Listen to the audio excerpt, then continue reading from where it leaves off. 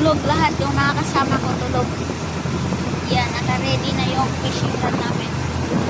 Ayan ang mga baon namin. Yan, chicken rice. Uminom ako ng coffee guys, tapos steak.